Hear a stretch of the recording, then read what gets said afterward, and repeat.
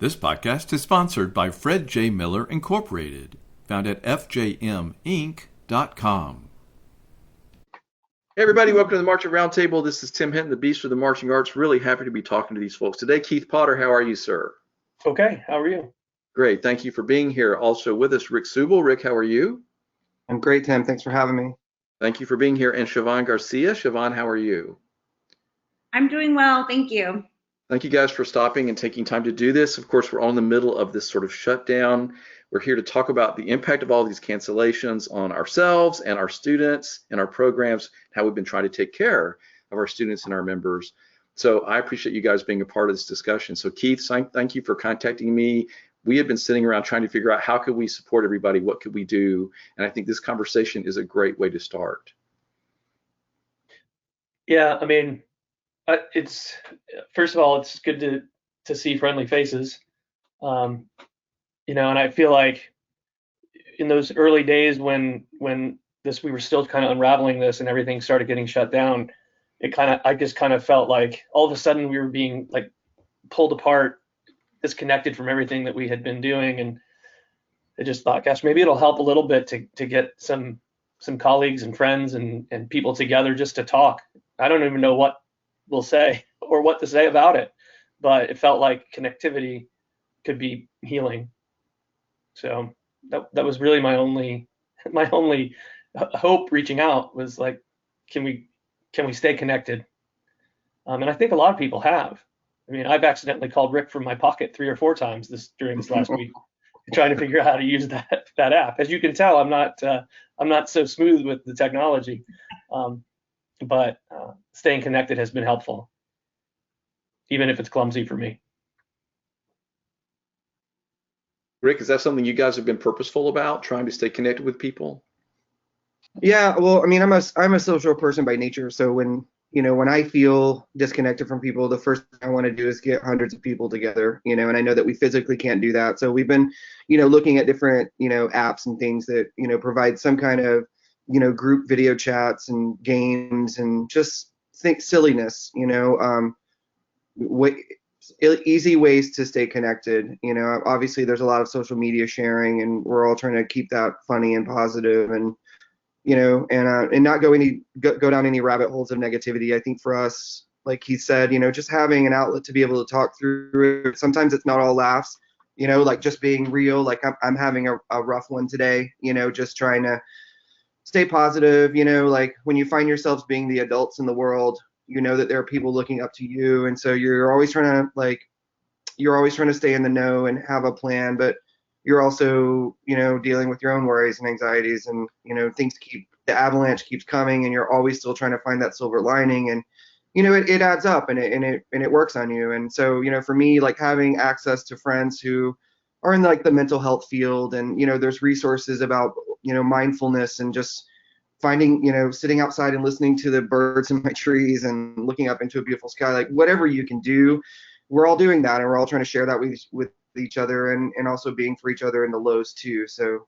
it's a lot to take in, this is an artistic endeavor that a lot of us have built our whole lives around. And, there's no one has any strong footing other than, well, I'm in my house and I've got necessities and I can reach out to my friends and, but the work is kind of, a little disarray right now. What are we working to do? And for those of us who, whose instincts rely on having an outlet of creativity, I get a little stir crazy. I'm looking for something to make and to do. And I'm not a great cook, and I can reorganize the silverware, make a plan for that, but again, we're all in it together. And I think like just seeing it and being aware of that and the larger community that's so huge, the crowds of people on the weekends and, Dayton, we look at this large community and we're blessed to have each other, even though we're all kind of dealing with it together.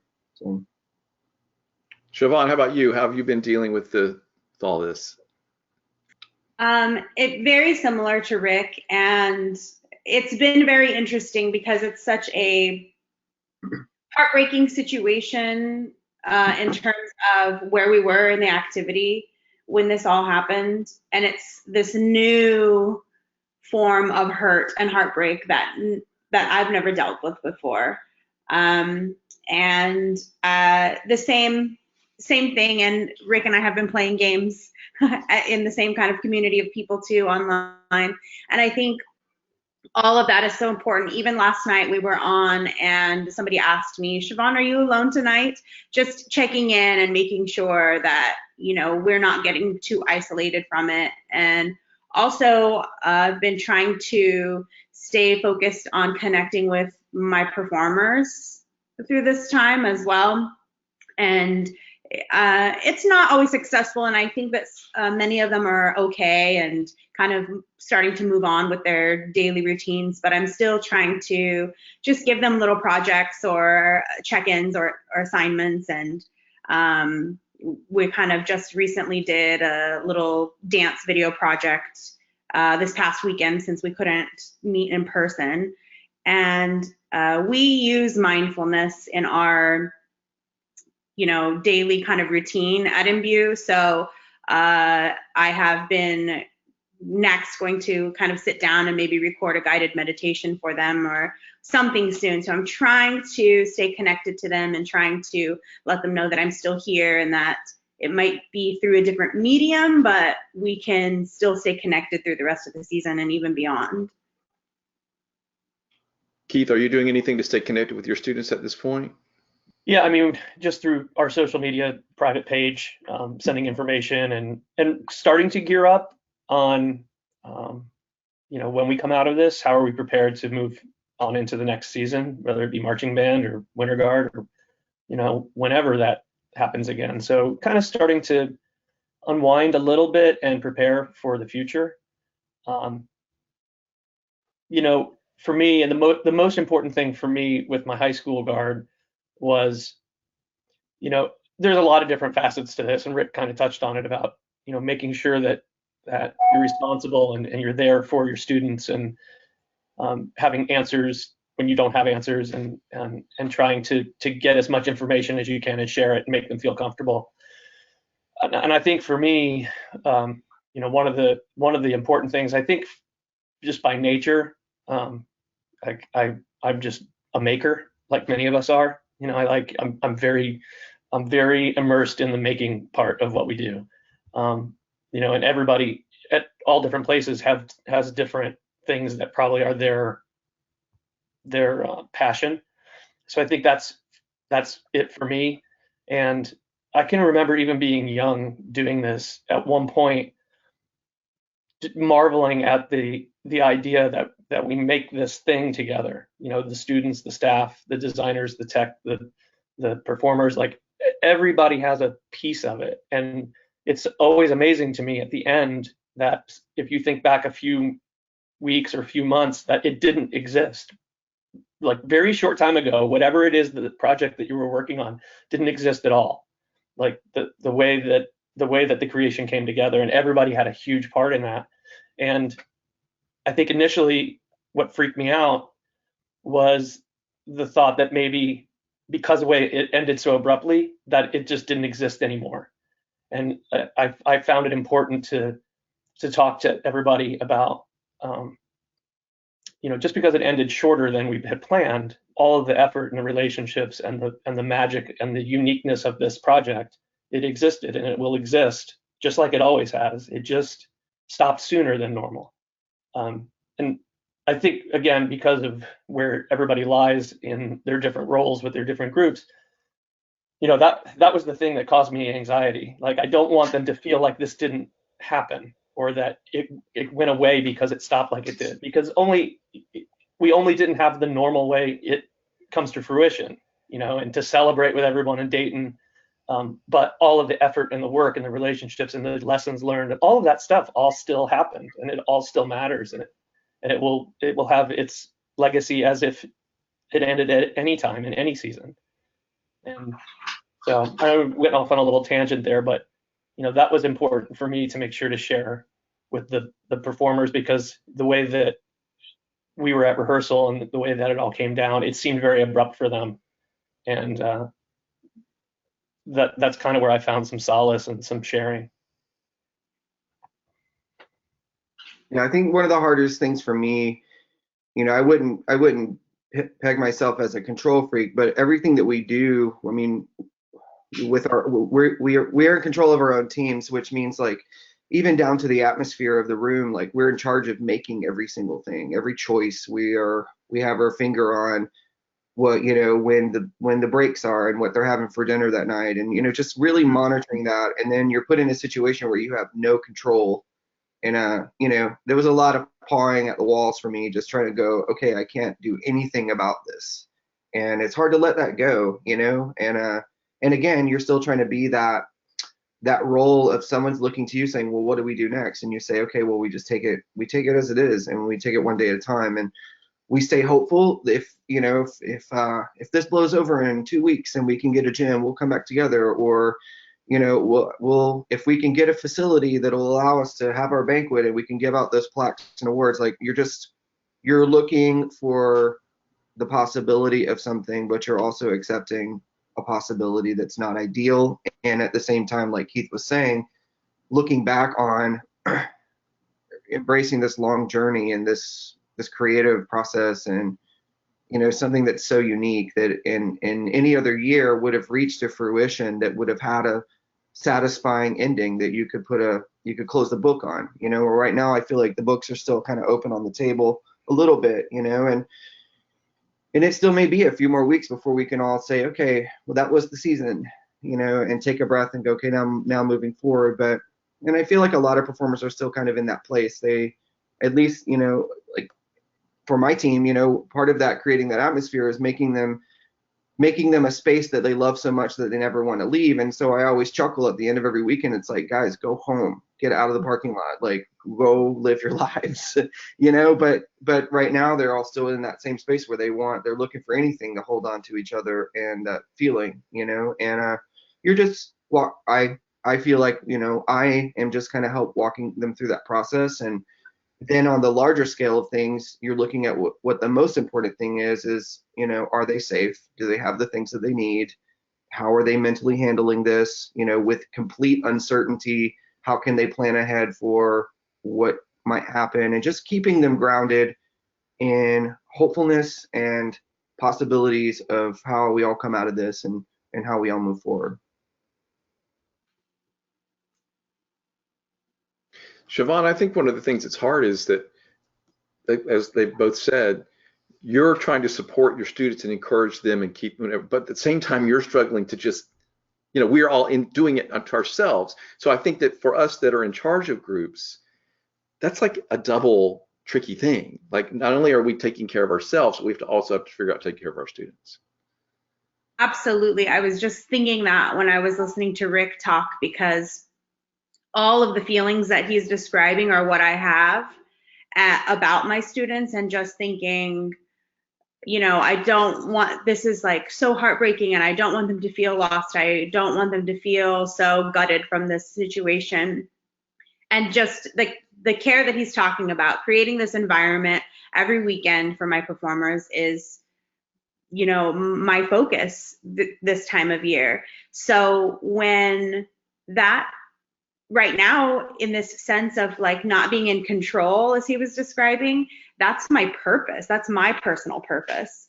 And now that is gone for me. So I am also so concerned with what they've lost, but in my own way, I'm lost too, because how I just feel helpless. I feel a little bit out of control in that, you know, I can't, from afar, what can I do, you know? And when the news started rolling in, it was, you know, more midweek. And so I had no access to my performers physically, and we haven't had that physical contact since.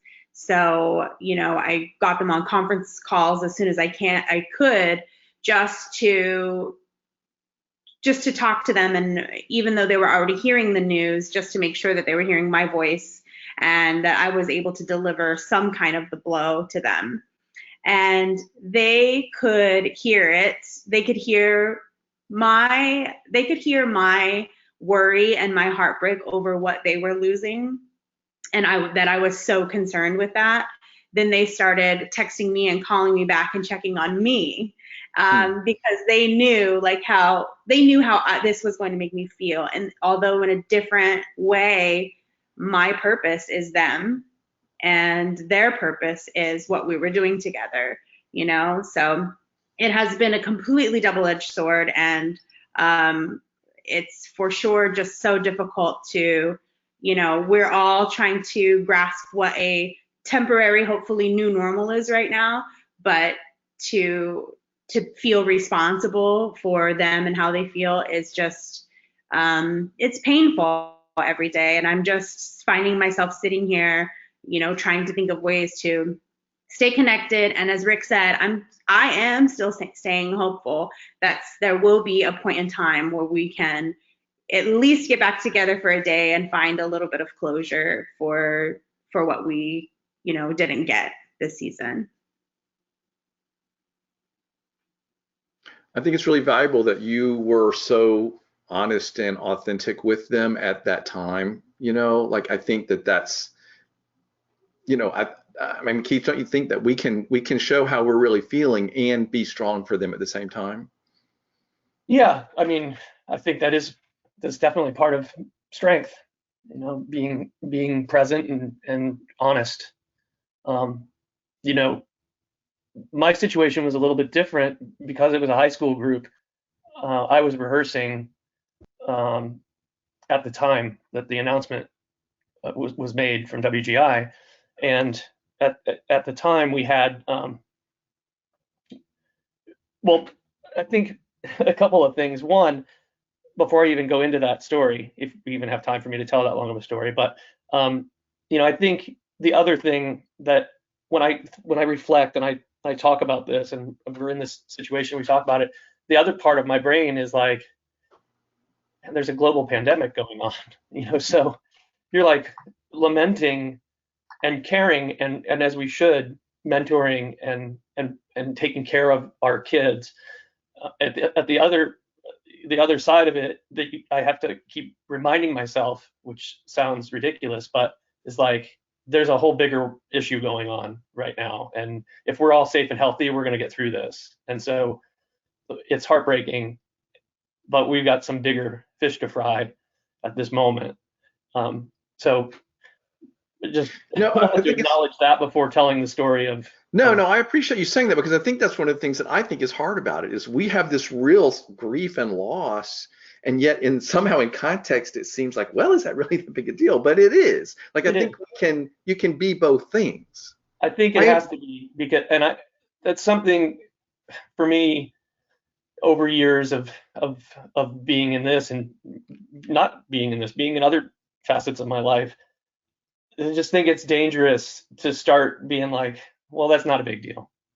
Well, that's a big deal, because it's a big deal if it affects you in a big way. So we can't like pick and choose and say this doesn't matter and this does.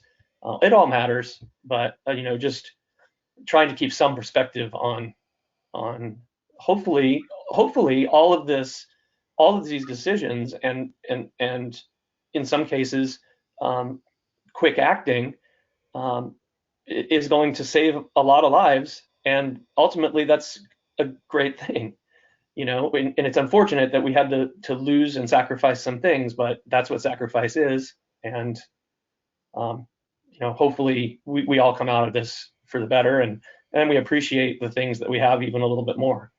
Well, Rick, did you want to speak to that before he gets into the story? Yeah, no, I was just I was agreeing with him. It's for me, it's one of those think globally, act locally, and this is our small little community. This is the part of it of the larger grand scheme of the world that we can be wise and make the right choices and be protective and care for and and do all those things. And as disheartening as the announcement was, it was also empowering to feel like the strength of our activity could say, hey, we're looking at everyone's health and safety more than having a hot dog and watching this group, and as much as we love that, and I think more people responded to the yes, you're correct, and we're all behind this together because it's the right thing to do. that it felt very confident in that moment from all of us, as much as we were dealing with the other, to say, yes, this is what we should be doing. And it felt strong as an activity for that call to be made, I think. Mm-hmm.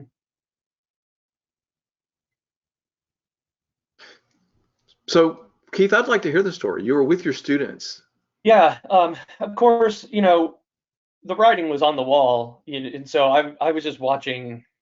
You know, teaching, and then on reset, I'm like scrolling and reset. Okay, take this, and kind of just trying to keep up with what was happening and when it was happening, and you know, there's a live press conference, and you know, just trying to manage it while keeping our rehearsal going. And then it was announced kind of like in the middle of a rep, and you know, some of my staff said, "Hey, it's been canceled." So it's, as much as I was preparing for it, I was unprepared, like to be like reset or get a drink, or you know, I was kind of unprepared, even though we all knew it was coming. Um, and so at that time, there were still some regionals on the schedule that weren't part of that cancellation. They weren't in Ohio. There were you know, other places in the country that maybe hadn't had that yet. And still hadn't gotten to the point yet of like, yeah, this is insane. We got to stop. I think we were at that tipping point, so it was highly unlikely. But even like with circuit, we had circuit finals coming up, so there was kind of like, I guess we were still rehearsing. School hadn't been canceled yet, so we did a few more parts, and then I was like, I got to let them get a drink of water. Well, of course, then they go to their phones and they're going to see all of this. So it was like, quickly get a drink. All right, bring it in. And then so I could tell them officially, and it was a blow. You know, it was like they felt like somebody punched them all. You know, it was just jarring and shocking, and I didn't really know any other way to do it, especially thinking they may have seen it on their phones, and I wanted to get them a drink and I wanted to regroup. So I knew as long as we pulled it in quickly after. It turns out I don't think anybody, at least I couldn't tell from looking at them, that anybody really had learned it from their phone. So that was a good thing, you know, that we could be together and talk about. You know, as Shavon was saying, like I could tell them. But then it was kind of, we still had like an hour and a half left, and it was like, well, we may still have these shows, and we have a gym, which we don't usually have. So I guess we'll keep going until someone tells us it's completely done. But the good thing about that was it gave me some time, so that like when we brought it in at the end, I could talk to them more, in a little bit more informed and thoughtful, and a little informational and a little bit more support. And that's when I talked to them about, you know, making this unique piece of art that didn't exist before we got together, and it won't ever exist again. And it just ended a little bit shorter than we planned, but we still made this unique thing together. And it's something they could be proud of, and they can take all the lessons, and that doesn't matter. And so we could have that kind of wrap up together. And then the plan was like, well, maybe on Saturday we'll all get together and we'll do a final run in costume, and we can get a good video. We have some parents that are professional photographers. And so I had made that plan, and the band director called me on Thursday and said, I don't think we're going to be here. If you want to do this, we need to do it tonight. And so we scrambled and we put together the percussion, the JV guards, and the World Guard, and we did a, like, you know, 2 hours worth of chunk and run and videos, and everybody got to do a final. We were lucky, everybody got to do a final run, and then the next day school shut down. Right. So if we would have waited, we wouldn't have had that. You did get that in, though. That's because I have heard that from some other scholastic groups, is they had this opportunity to sort of do a final run in costume or whatever. So that's a blessing. At least there was some closure there. So Rick, with your group, like, were you like Shavon? You just did not see them again? Yeah. I mean, obviously we're we're so reliant on other people's facilities. You know, I mean, we're renting spaces from high schools that were closed down, and then you go down your list of like 50 schools, you know, that you usually do, and churches and whatever else you can try to, you know, find a space, and everything was just on emergency shutdown, you know, like tumbling cards. And then you kind of, you know, then you got to that place where you're like, okay, no matter how hard I try right now, this is not going to happen. So let's accept that and let's talk about it, you know. And you know, that sort of that dangling participle of like, okay, are we done yet, or what do we do? And for, you know, for us specifically, you know, we had just had a weekend. The weekend prior was our, you know, our revamp weekend. You know, we went through and made edits and additions and fixes and tweaks, and, you know, combed through the whole program and got it to that sort of director's cut of what we want to present at Dayton. And, you know, I think we have like maybe a corner floor cam video of that run through. And that's, you know, and you know, we left that weekend, hurrah, like this is the show, and we're, you know, everyone's feeling it. We knew we had done all the things, and there's this really shoddy floor cam video of it that no one should ever see. But you know, that's what I kept saying in my mind was, okay, well, this will open up, and we'll get some gym space, and we'll come back together, and you guys keep swimming in your backyards, and let's, you know. But I don't know, it's kind of a cool thing at the same time. Like, again, like Keith said, it did exist, you know, and that rehearsal that weekend was powerful. We had, you know, we had great designers in. I mean, the vibe was just rocking and rolling. I mean, it was one of the most fun weekends I've had in years of working together and getting in that sweet spot. And it existed in that weekend. It exists in, you know, in all of our minds. And, you know, I'd love to let that be the video that's floating around on social media, but I'm still proud of everything that we did all season, you know, and trying to tell the performers that as often as I could, you know, in rehearsal, just how amazing I love them and how great they are, and, you know, all those things. And, you know, the older I've gotten, the better I've gotten to be about that. But I can promise you that I'm going to be like a helicopter mom next year. Like, I'm going to record everything. I'm going to video, fit photo every single thing, you know, just so that we have more to treasure. But more than anything, I think those like lasting impressions of the experience is something that we're holding on to really, really strong. So. There have been some students online that shared that this abruptness of the whole thing sort of did make them even more aware of like, wow, what this was and what we had together and all that. Like, I don't know if that's a silver lining. Can you guys even get with that at all? Like, I do think some students have thought like, wow, this made me appreciate it more. That's dangerous for me to say that. What do you think, Shavon? Yeah, I think there are definitely, again, even as Rick was talking, I was thinking about one of the silver linings for us is that I am so grateful that throughout the season, we as a team talk a lot about the process and how important it all is. And as Keith was mentioning, the thing that we're creating together that is so unique to us, unique to this season, unique to this point in time, and just being in the present and creating that together, and the learning curve for all of us and the improvements that everyone's making, that is really what's important. And before this happened, we always tried to make that the emphasis, because I always feel like, or I always try to talk to them about, you know, the 7-minute show might not always happen the way that we want it to happen, ideally, individually or collectively.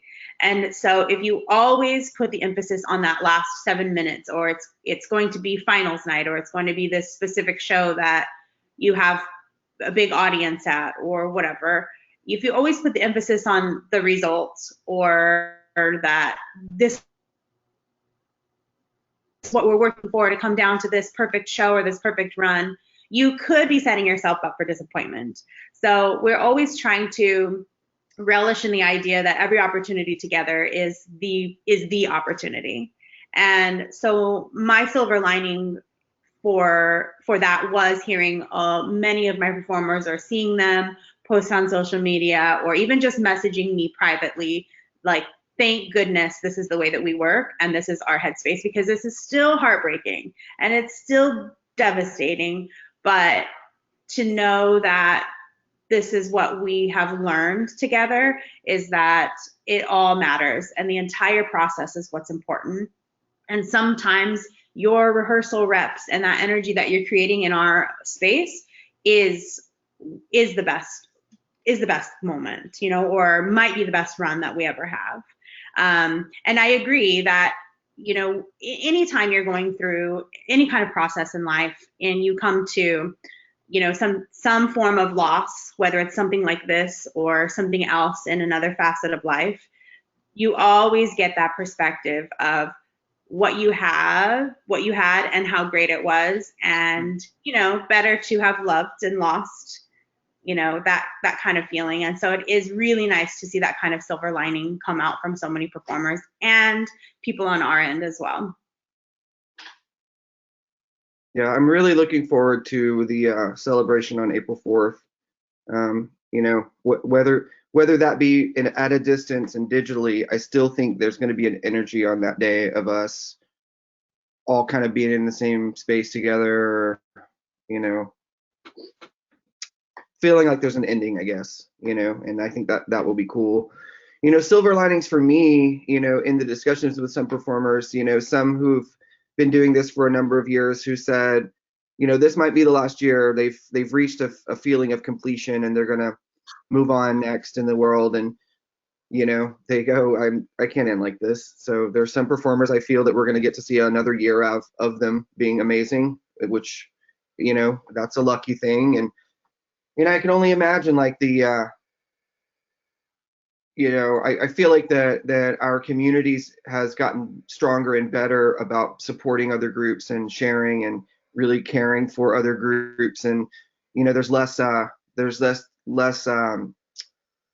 you know, tearing down of other teams. You know, there's more of a positive energy of support in our activity. I can only imagine how much stronger that's going to be next year. This feeling of appreciation of being able to have it again and share it again. I would say, you know, we're looking at what could be the most joyful experience in pageantry ever when the gates open back up again, you know. So those are all things I look forward to as silver linings. Keith, do you want to speak to that? Yeah, I agree with everything they both just said. I think to add another piece of it for me is I think there's a little bit of silver lining in time and space. I think for performers and for staffs, I think there is a jam it together thing that happens in pageantry. It's like you're in drum corps and you're thinking about marching band, and you're in marching band, you're thinking about winter guard, or in winter guard, you're thinking about drum corps, and the performers' bodies are going through that, and their finances are going through that. The people that teach are trying to overlap seasons, and, you know, although I'd take it all back in a heartbeat if we could have it all back like that, but to find some time and space to breathe and to think and to rethink and pause, I think is not a horrible thing. I think it could be rejuvenating, and then also speak to the things that Shavon and Rick just said with that kind of rejuvenation. Again, as I said before, I kind of come at it from the maker standpoint, and a little bit of hands off for a minute might be healthy.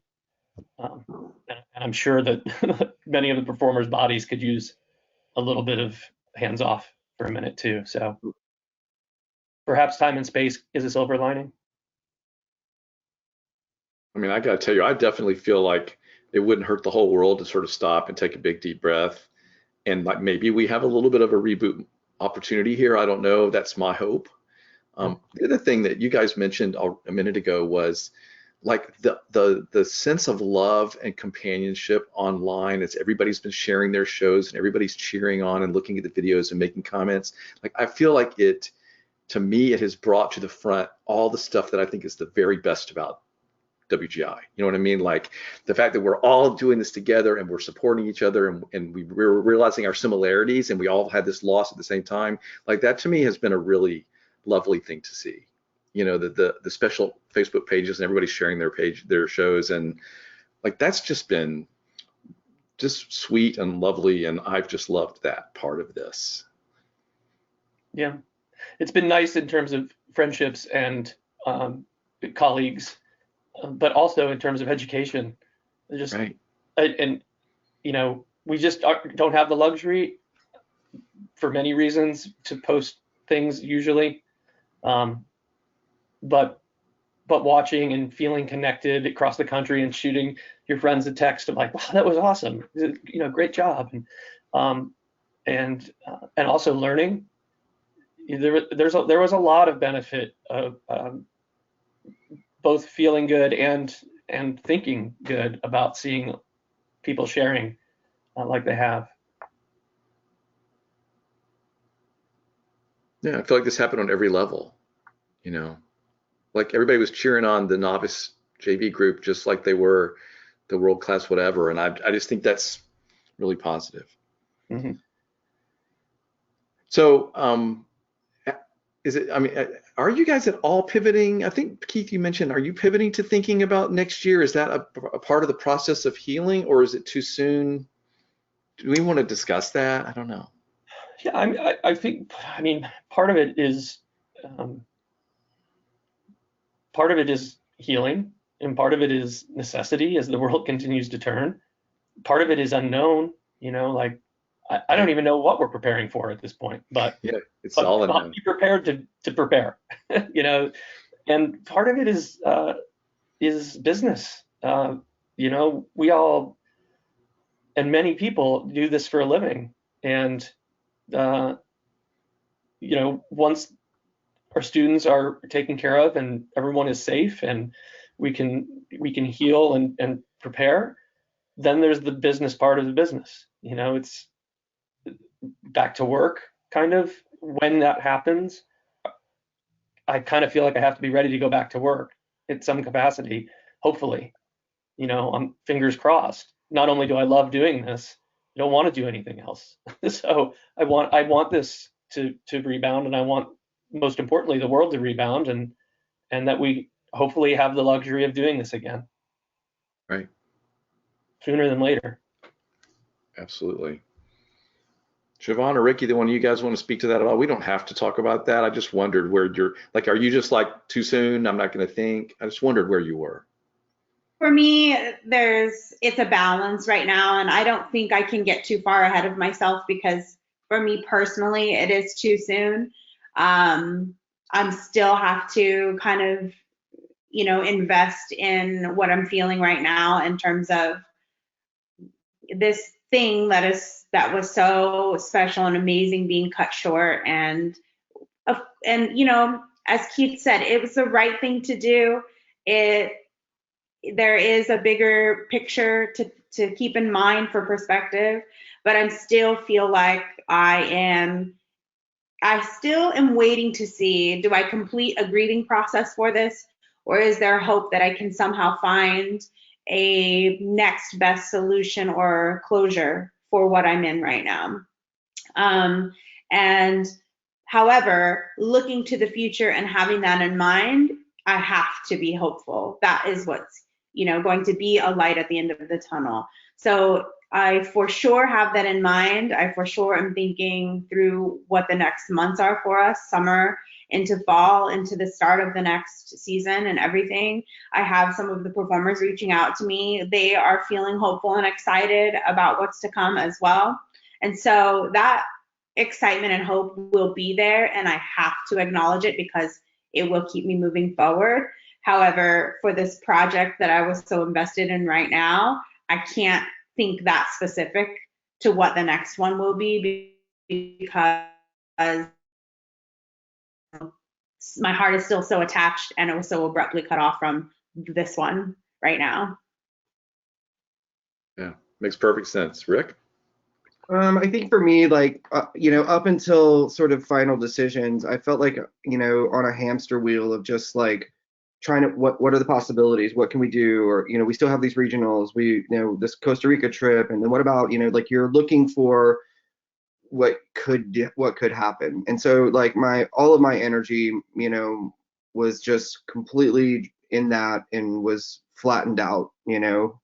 I was more honest with people about saying, hey, I need a couple of days before I even will talk about this, or there's that. But this is that time of year though that we're on that hamster wheel of planning out our fall shows and our drum corps shows, and also preparing for world championships for WGI. So like, that hamster wheel energy was already spent, and that space and time that Keith was talking about, it felt like more of the conversations between those three entities for me on a business level started to have more space between them, so I could really have my space in between those conversations.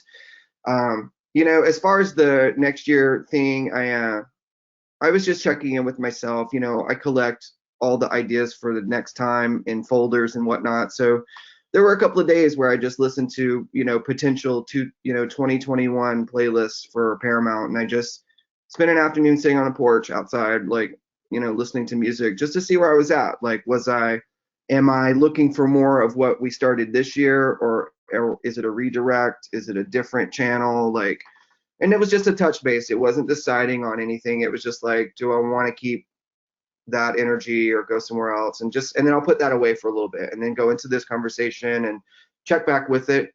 So for me, it's check-ins.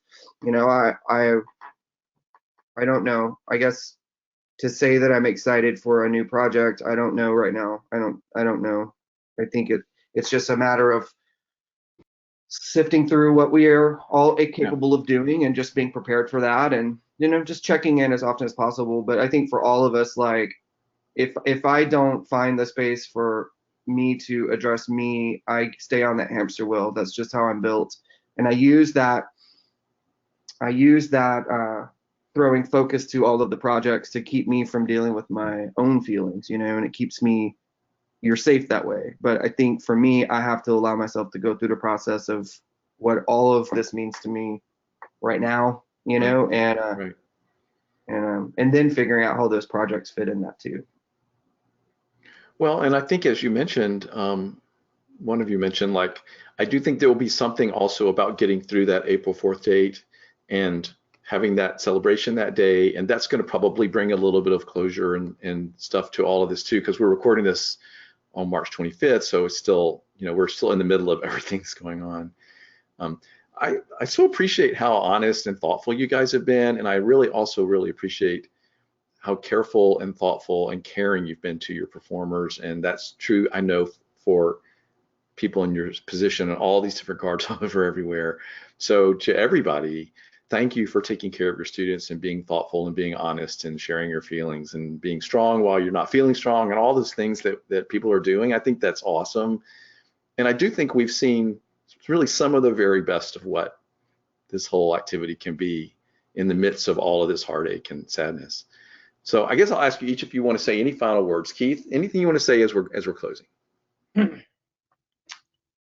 don't have to. I mean, it's nothing profound. I'm just a little choked up, actually. I liked your wrap up.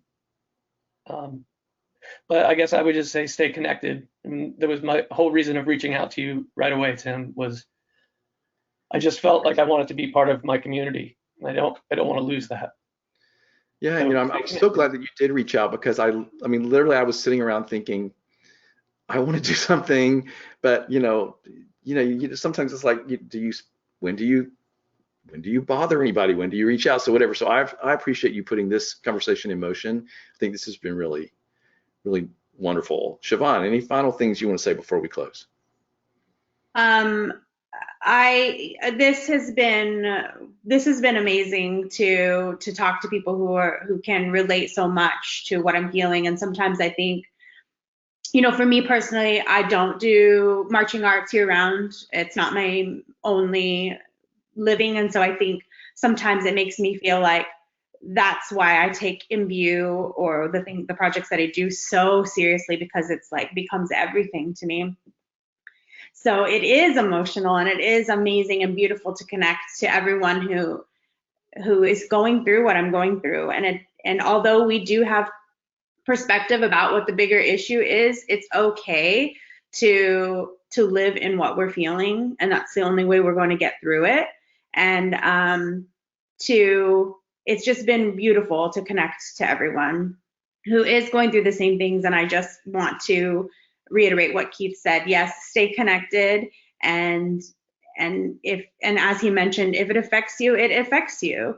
And so it has been beautiful to connect with each other. And I know that if you feel the same way that I feel, where you question yourself and you think, gosh, you're putting too much emphasis in this, why are you so heartbroken? It's because there is so many layers and elements to this, and it is so helpful to get out there and connect and realize that everyone's going through some kind of the same lost or helpless feelings in the same way, and we will get through it, and there will be hope. But conversations like this will continue to give us hope. I completely agree. And that passion that you have is the thing that I love so much.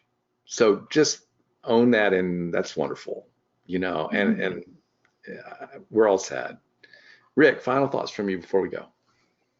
Yeah, I mean, one of the greatest lessons this whole activity's ever taught me was you have to give up giving up, and you stay at it, you keep chipping away at it, whether that's that crazy trick toss, if somebody can do it, that means anyone can do it, and you just stay with it, and that's all we keep telling ourselves and each other. So, we're all going to get to places where we want to throw up our hands and sense, and I'm powerless to anything, but that's not true. I think that, and like anything, if it was a performer struggling, I would have to tell that performer, don't isolate yourself and don't stay on the outside, get on the inside, reach out, allow yourself to be helped. When someone says, is there anything that you need? It is okay to answer back and say, yes, I need your help with this, or I need to talk about this, or I need a roll of toilet paper, whatever we're going through experience. Like, to be honest means that you're looking at the reality of the situation, and then you're able to make a plan and work around that. And that's the biggest thing for me is to not give up, on the situation, the global situation or the local one or myself or anything. And staying connected is a big one, asking for help when we need it. That's a huge one. Well, you guys are wonderful, and I so appreciate you taking time to have this conversation. And I'm so glad I get to share it. And everybody stay safe, stay connected. Thank you guys so much for talking about this today. Thanks, Tim. Thank you. Thank you, Tim.